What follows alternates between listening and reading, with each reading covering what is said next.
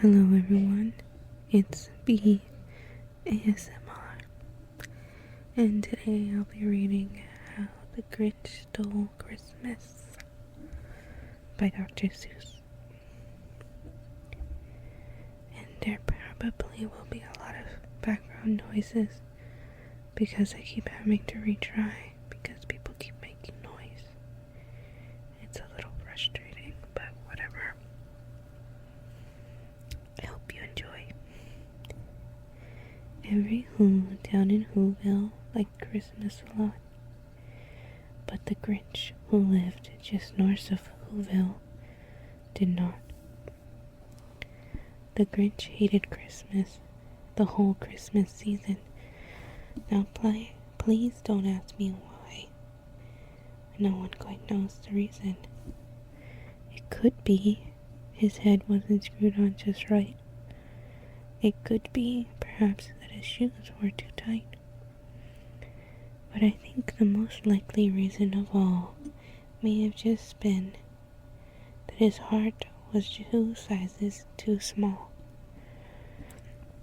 But whatever the reason, his heart or his shoes, he stood there on Christmas Eve eating the Who's, staring down from his cave with a sour, Grinchy frown at the warm lighted windows below in their town. For he knew every Who down in Whoville beneath was busy now hanging a mistletoe wreath. And they're hanging their stockings, he snarled with a sneer. Tomorrow is Christmas, it's practically here. And he growled, with his Grinch fingers nervously drumming, I must find a way to stop Christmas from coming. For tomorrow, he knew, all the Who girls and boys would wake up bright and early. They'd rush for their toys, and then, oh the noise, oh the noise, noise, noise, noise. That's one thing he hated, the noise.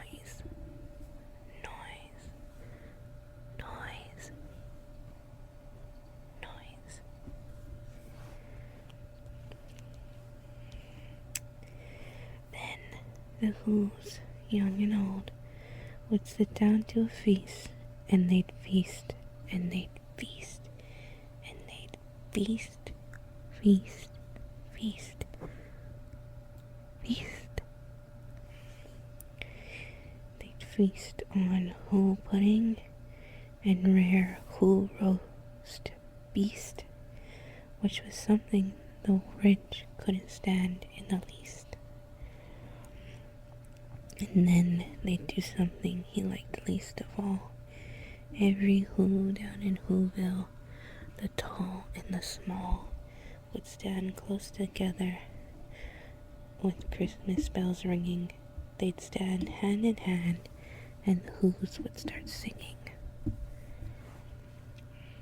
They'd sing, and they'd sing, and they'd sing, sing, sing. And the more the Grinch thought of this Who Christmas sing, the more the Grinch thought, I must stop this whole thing. Why, for 53 years I've put up with it now. I must stop this Christmas from coming. But how?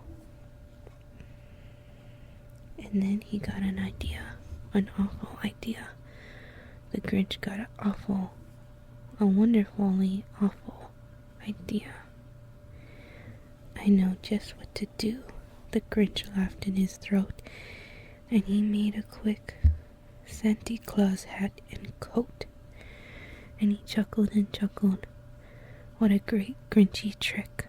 With this coat and this hat, I must look like Saint Nick. And I need a reindeer. The Grinch looked around. But since reindeer are scarce, there's none to be found. Did that stop the old Grinch? No. The Grinch simply said, if I can't find a reindeer, I'll make one instead. So he called his dog Max and took some red thread, and he tied a big horn on top of his head. Then he loaded some bags and some old empty sacks on a ramshack sled, and he hitched up old Max. And then the Grinch said, "Giddy up," and the sled started down towards the homes where the Who's lay a snooze in their town. All the windows were dark, quiet snow filled the air. All the Who's were all dreaming sweet dreams without a care.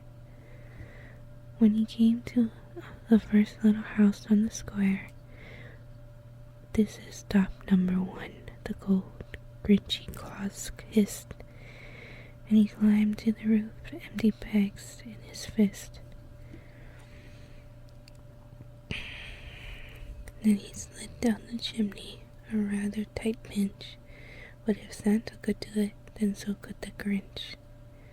He got stuck only once for a moment or two, then he stuck his head out of the fireplace flue. And where the little Who stockings all hung in a row, these stockings, he grinned, are the first things to go.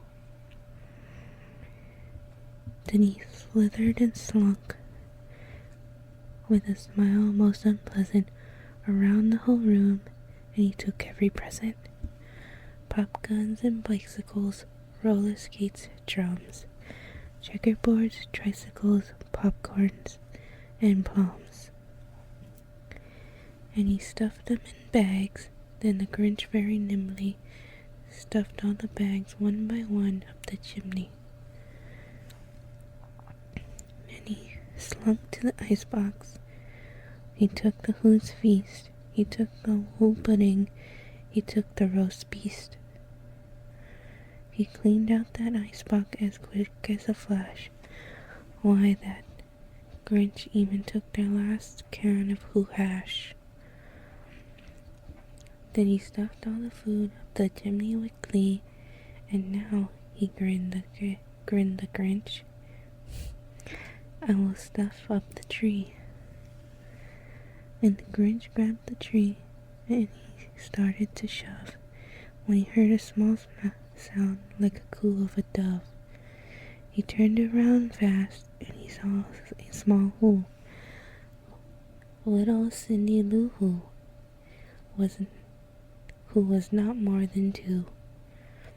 The Grinch had been caught by the tiny Who daughter, who'd got out of bed for a cup of cold water. She stared at the Grinch and said, "Santa Claus, why are you taking our Christmas tree? Why?" But you know that old Grinch was so smart and so slick, he thought of a lie, and he thought it up quick. "Why, my sweet little tot," the fake Santa Claus lied, "there's a light on this tree that won't light on one side. So I'm taking it home to my workshop, my dear. I'll fix it up there, and then I'll bring it back here." And his fib fooled the child. Then he patted her head, and he got her a drink and sent her to bed. And when Cindy Lou Who went to bed with her cup, he went to the chimney and stuffed the tree up. Then the last thing he took was a log for their fire. He went up the chimney himself, the old liar. On their walls he left nothing but hooks and some wire. And the one speck of food that he left in the house was a crumb that was even too small for a mouse. Then he did the same thing to the other Who's houses, leaving crumbs much too small for the other Who mouses. It was 1:15 dawn, all the Who's still abed, all the Who's still a snooze, when he packed up his shed. Packed it up with their presents, the ribbons, the wrappings, the tags and the tinsels, the trimmings, the trappings. 3,000 feet up the side of Mount Crumpet, He rode with his load to the tip top to dump it. Pooh pooh to the woos. He was grinchishly humming. They're finding out now that no Christmas is coming. They're just waking up. I know just what they'll do. Their mouths will hang open a minute or two. Then the Who's down in Whoville will all cry boo-hoo. That's a noise, grinned the Grinch, that I must simply hear. So he paused, and the Grinch put his hand to his ear, and he did hear a sound rising over the snow. It started in low, then started to grow. But the sound wasn't sad. Why, the sound sounded merry. It couldn't be so, but it was merry, very. He stared down at Whoville. The Grinch popped his eyes. Then he shook. What he saw was a shocking surprise. Every Who down in Whoville, the tall and the small, was singing without any presents at all. He hadn't stopped Christmas from coming. It came. Somehow or other, it came just the same. And the Grinch, with his Grinch feet ice cold in the snow, stood puzzling and puzzling. How could it be so? It came without ribbons, it came without tags, it came without packages, boxes, or bags. And he puzzled 3 hours till his puzzler was sore. Then the Grinch thought of something he hadn't before. Maybe Christmas, he thought, doesn't come from a store. Maybe Christmas, perhaps, means a little bit more. And what happened then? Well, in Whoville they said that the Grinch's small heart grew 3 sizes that day. And the minute his heart didn't feel quite so tight, he whizzed with his load through the bright morning light, and he brought back the toys and the food for the feast. And he himself, the Grinch, carried the roast beast. The end. I like the movie. Well, the older movie. Well, the newer movie's good too. But there you go. How the Grinch Stole Christmas. Hope you enjoyed it.